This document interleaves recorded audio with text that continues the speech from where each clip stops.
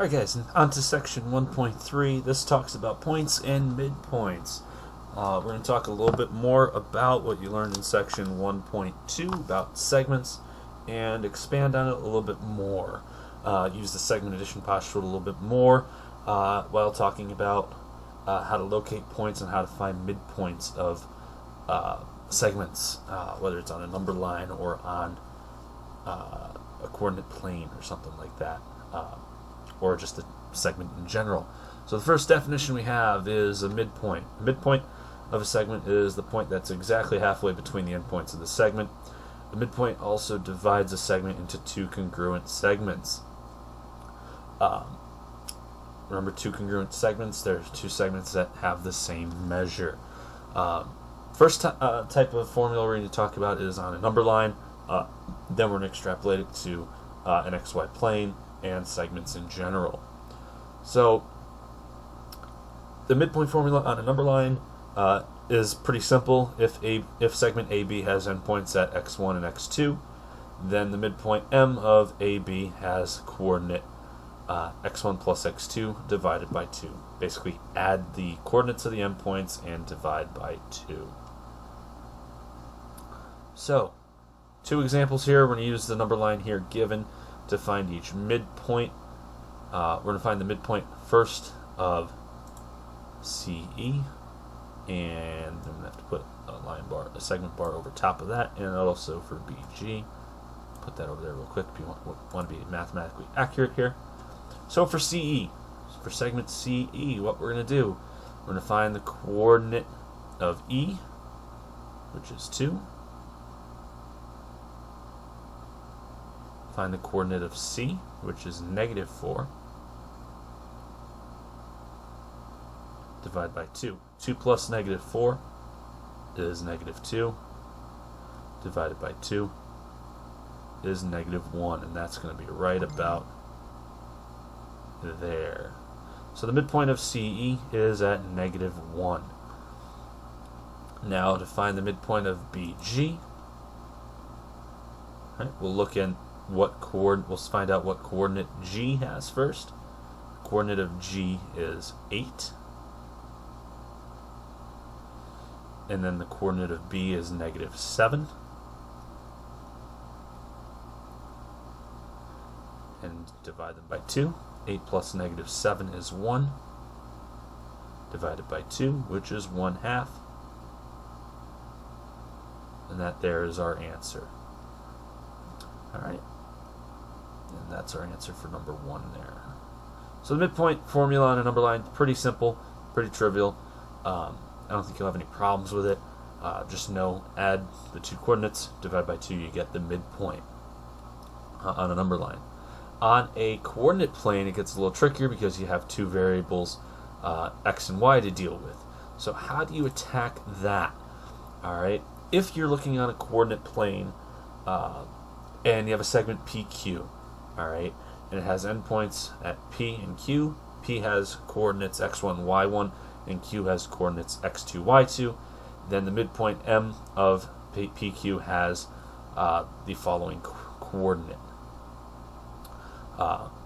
Add the x's, so x1, x2, divide by 2. Then add the y's, y1 and y2, and divide by 2. And remember, it's an ordered pair, so we have to represent it as such. Use the parentheses, and there's always a comma between the x's and the y's. Right, so,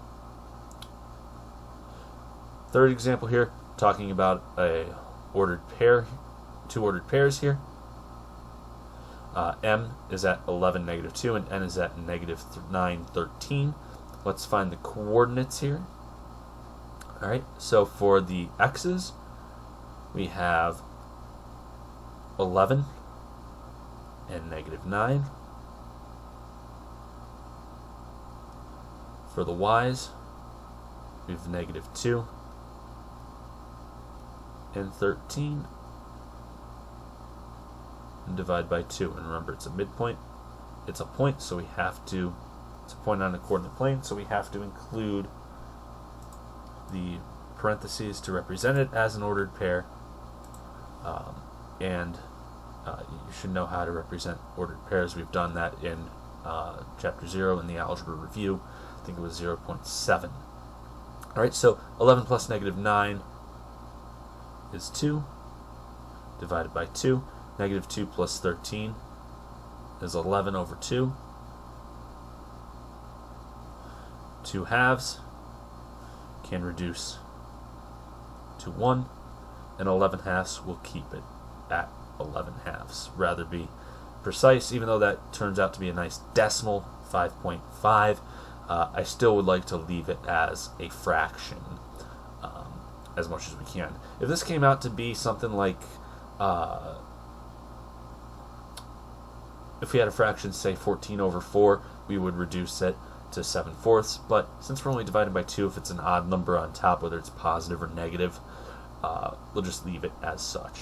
You can see here we had an even divided by an even, so we can simplify it. And that's your answer there for this problem.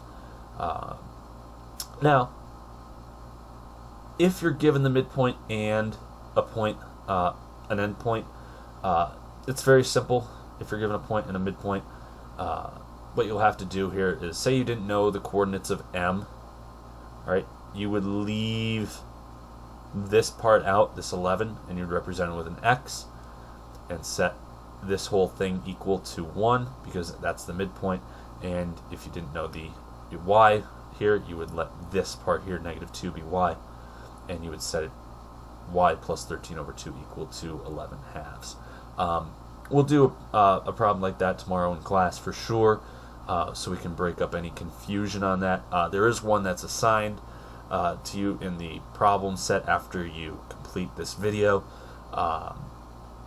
to give a try, and that's one I'm sure that some of you would want to go over and review tomorrow after watching this video and doing the assignment. Last part of the video here. Any segment, there's a couple things that we've talked about. We've talked about segment bisectors, and talked about midpoints a little bit more. Any segment, line, or plane that intersects a segment at its midpoint, that's called a segment bisector, and is named accordingly. If it's a segment, you name it as a segment. If it's a line, you name it as a line, or if it's a plane, you name it as a plane. Pretty self-explanatory. In section 1.1, you learned how to name both lines and planes. Last section, you learned how to name segments. Alright, so last example here. What's the measure of PR if Q is the midpoint of PR? Well, let's first identify what's going on here in this problem here. Alright, Q is the midpoint of PR. So that means that PQ and QR are congruent. PQ and QR have the same measure.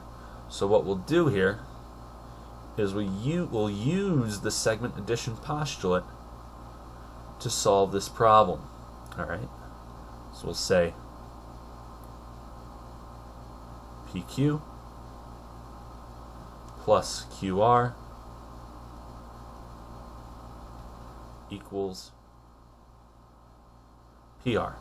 Well, you're given QR, so the fact that PQ and QR are congruent because of the midpoint, because Q is the midpoint, that tells us PQ has to have a measure of 6x minus 3.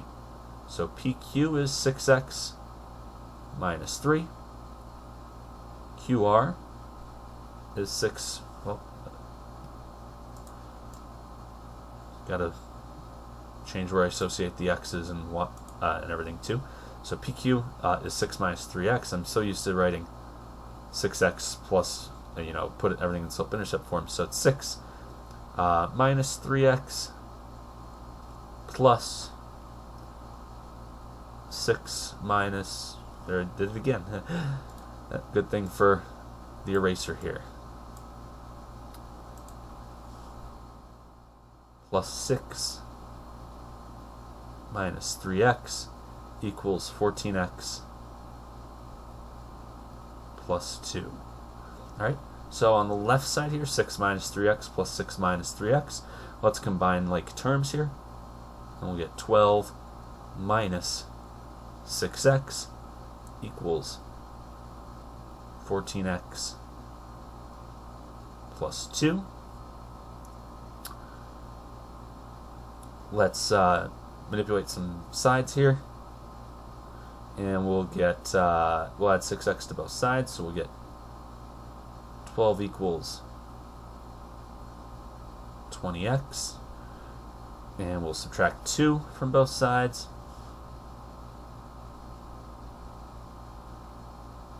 We'll subtract 2 from both sides to get 10 equals 20x. Let's extend this page down a little bit more. Divide by 20. You get x to be 10 over 20, which simplified is 1/2. Now the question didn't just say solve for x here, it said solve for the measure of PR. So that's what we'll do right now.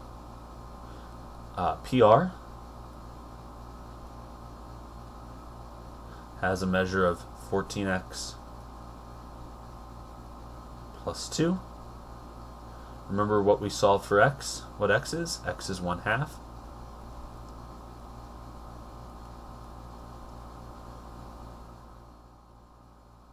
(14 times 1/2 is 7, plus 2 is 9 units. Alright, so that tells us that since PR is 9 units and Q is the midpoint, alright, basically PQ and QR have to be the same measure.